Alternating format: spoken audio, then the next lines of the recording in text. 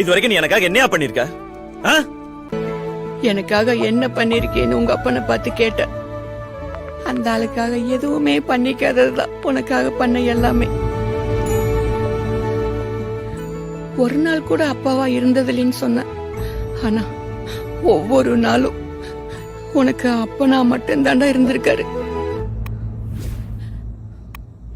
உங்க அப்பனோட பாதத்தை என்னைக்காவது பார்த்திருக்கியாடா?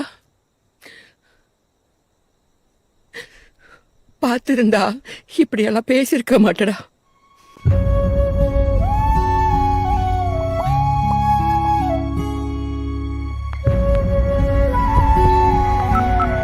அன்புள்ள அப்பா அப்பா, யாருமே நம் போலில்லை மண்மேலே.